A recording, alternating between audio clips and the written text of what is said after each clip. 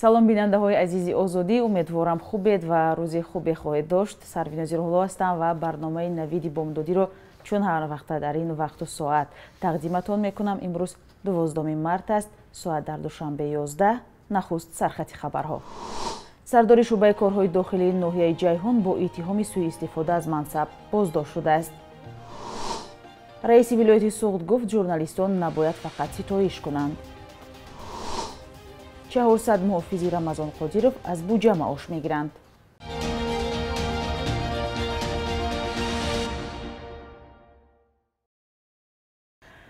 бино ба иттилои дарёфти Неъматулло Солеҳзода, сардори шӯъбаи корҳои дохилии ноҳияи Ҷайҳун бо иттиҳоми суистифода аз мансаб дастгир шудааст.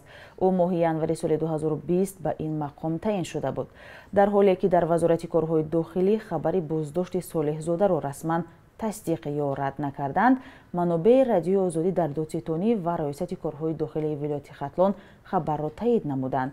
Як ҳамсӯҳбати радиои озодӣ бо шарти зикр нашудани номаш рӯзи 11 март гуфт, фармони боздошти ӯ аз сӯи додситони кулли Тоҷикистон пас аз тафтиши парвандаи қочоқи 90 кило тилло ва 15 миллион доллар сурат гирифтааст. ҷузъиёти рабт доштани ин мақоми пулис дар қочоқи тиллову миллионҳо доллар ҳанӯз рӯшан нест, вале ӯ ки дар ноҳияи Ҷайҳун шӯъбаи корҳои дохилиашро раҳбарӣ мекард, дар марз бо Афғонистон қарор дорад. гузаргоҳи гумрукии Панҷи поён низ дар ҳудуди ин ноҳия аст. мусоҳибони радиои озодӣ гуфтанд, ӯ ҳоло дар боздоштгоҳи муваққатӣ дар ноҳияи Фирдавсии шаҳри Душанбе қарор дорад. ба маълумоти як манбаъ, Неъматулло Солеҳзода хеши наздики яке аз мансабдори баландпояи Тоҷикистон аст ва имкон дорад ин хешовандӣ ба сарнавишти минбаъдааш таъсир гузорад. додситони кулли Тоҷикистон моҳи ноябр як гурӯҳеро боздошт кард, ки ба гуфтаи мақомот талош доштанд 90 кило тилло ва 15 миллион долларро ба Иморати Муттаҳидаи Араб интиқол диҳанд. дирӯз 11 март рӯзноманигорони тоҷик бо баргузории маросиме дар шаҳри Душанбе аз иди касби худ таҷлил карданд, вале ба ҷуз аз тақдими ҷоизаву ифтихорномаҳо аз мушкилоти соҳа нагуфтанд. давоми 2 соати нишасти иди матбуо дар бораи мушкилоти расонаҳо ва озодии баён дар Тоҷикистон тақрибан суҳбат нашуд. сухангӯён, ки аксаран намояндагони мақомот буданд, асосан аз муваффақиятҳои матбуоти кишвар гуфтанд. ҳарчанд таҳлилгарон мегӯянд, соли 2020 аз мушкилтарин солҳо барои расонаҳо дар Тоҷикистон буд. аммо ба фарқ аз ин ҳамоиш, як даъвати раиси вилояти Суғд Раҷаббой Аҳмадзода дар Хуҷанд ба рӯзноманигорон писанд омад ва боиси вокунишҳо шуд. ӯ гуфтааст, матлабҳои хабарнигорон яктарафанд ва ба ҷои нишон додани мушкилиҳо ба ситоиш рӯ оварданд. маъмулан ба ин шева эрод гирифтани мансабдорон хеле кам иттифоқ меафтад ва аксаран аз гуфтани камбудиҳо ҳарос доранд. ҳамкори мо Фарзон Муҳаммадӣ дар ҳамин бора гузориш медиҳад. як даъвати раиси вилояти Суғд Раҷаббой Аҳмадзода дар ҳамоиши рӯзи матбуот дар Хуҷанд ба рӯзноманигорон писанд омад ва боиси вокунишҳо шуд. пас аз тақдими сипосномаву тӯҳфаҳо ба кормандони расонаҳои ахбори ом, Аҳмадзода аз матлабу гузоришҳои журналистон эрод гирифт, ки бештар яктарафаанд ва ба ҷои нишон додани мушкилиҳо ба ситоиш рӯ оварданд.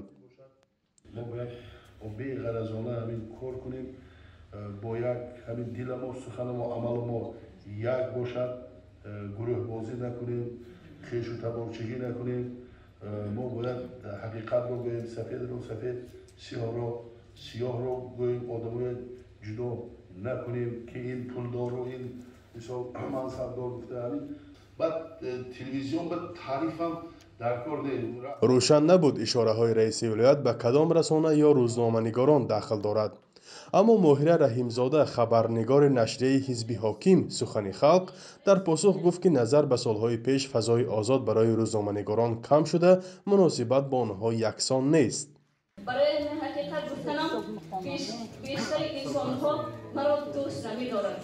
бояд ки мо ҳақиқатро камбудиро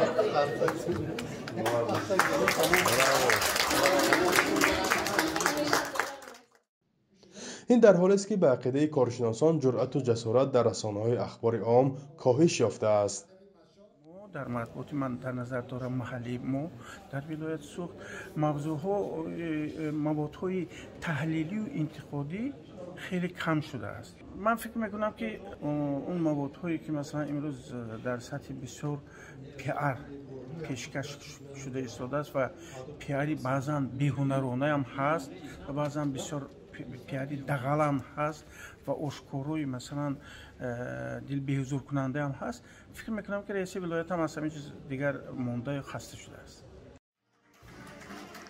ҳоло дар вилояти суғд 17 шабакаи телевизион, 15 радио, беш аз 50 ҳафтанома ва 6 маҷалла фаъол буда, бархе аз онҳо дар кишварҳои ҳаммарзу хориҷӣ низ дастрасанд.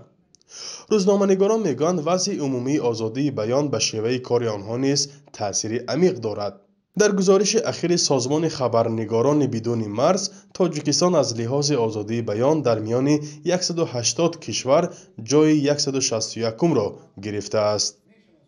фарзон муҳаммадӣ, радиои озодӣ, шаҳри хуҷанд. мақомоти қирғизистон иддаои вакили парлумони ин кишварро ки гӯё тоҷикистону ӯзбекистон аз қаламрави қирғизистон ба таври ғайриқонунӣ нафту газ истихроҷу сипас ба кишварҳои худ содир мекарданд беасос хондаанд. дар ин бора хабаргузори 24 кг бо истинод ба хадамоти матбуоти ҳукумати вилояти Ботканд хабар додааст. қаблан дар шабакаҳои иҷтимоӣ аз номи як вакили парлумони қирғизистон хабарҳо нашр шуда буд ки гӯё тоҷикистону ӯзбекистон дар истихроҷи ғайриқонунии нафту газ дар минтақаи Ботканд даст доранд. ба гуфтаи ин вакил, тоҷикистон ва ӯзбекистон ғайриқонунӣ аз чоҳҳои минтақаи оқтурпаки Ботканд нафту газ мегиранд ва сипас онро ба кишварҳои худ содирот мекунанд. тибқи иттилои ҳукумати вилоят, Ботканд барои омӯзиши ин масъала Кумитаи давлатии амнияти миллӣ ва прокуратура тафтиш анҷом доданд. зимни санҷиш ҳеҷ маълумот дар бораи содироти ғайриқонунии нафту газ ошкор нашудааст. ҳоло дар минтақаи Ботканд низ корҳои фаҳмондадиҳӣ дар байни аҳолӣ бароҳ монда шудааст. омадааст дар хабари ин расона. барои муҳофизони раҳбари Чеченистон Рамзан Қодиров дар сол на камтар аз 200 миллион рубл харҷ мешавад. бо ин маблағ на камтар аз 400 нерӯи Госгвардияи Русия Қодиров манзилаш ва қароргоҳ, инчунин манзили пайвандони ӯро муҳофизат мекунанд. на танҳо Қодиров, балки модар ва хонаводааш ҳуқуқ ба муҳофизро доранд. сарфи назар аз он ки раҳбари Чеченистон мегӯяд дар кишвараш тартиб ва амният таъмин аст, аз 388 то 430 нерӯи Госгвардия Қодиров ва хешовандонашро дар 5 соли охир муҳофизат карданд. гуфта мешавад теъдоди воқеии муҳофизони Қодиров аз ин бештар аст. дар Чеченистон қонуни алоҳидае дар бораи кафолатҳои иҷтимоӣ ва дигар кафолатҳои ҳамсари президенти нахустини Чеченистон амал мекунад. дар асоси ин қонун модари Қодиров ба муҳофиз ҳақ дорад.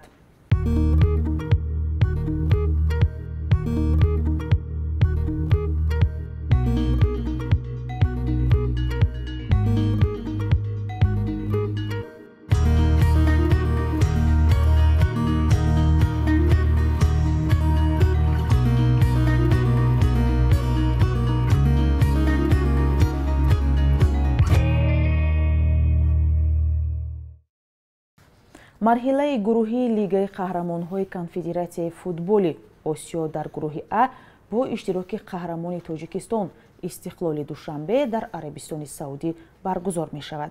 Истиқлол дар як гурӯҳ бо бошгоҳи Ал-Ҳилоли Арабистони Саудӣ ва Шабоб Ал-Аҳлии Дубайи Иморати Муттаҳидаи Араб, инчунин ғолиби ҷуфти плей-офф Ал-Ғафраи Қатар ГМКи Ӯзбекистон бозӣ мекунад. Истиқлол дар бозии аввалини худ 15 апрел бо қаҳрамони Имороти Муттаҳидаи Араб бошгоҳи Шабоб Ал-Аҳли Дубай рақобат хоҳад кард. марҳилаи гурӯҳии Лигаи қаҳрамонҳои Лигаи Федератсияи футболи Осиё дар 10 гурӯҳ сурат мегирад. даври гурӯҳии мусобиқаи асосии бошгоҳи Осиё дар минтақаи Ғарб аз 14 то 30 апрел ва дар минтақаи Шарқ аз 21 апрел то 7 май дар шакли мутамарказ баргузор мешавад. дар ҳамин ҳол дастаи Истиқлол бо раҳбарии сармураббӣ Виталий Левченко дар шаҳри Анталияи Туркия ба мавсими нави футбол омодагӣ мебинанд. Бонки миллии Тоҷикистон арзиши сомониро нисбат ба асъори хориҷӣ барои имрӯз 12 март чунин эълон кардааст.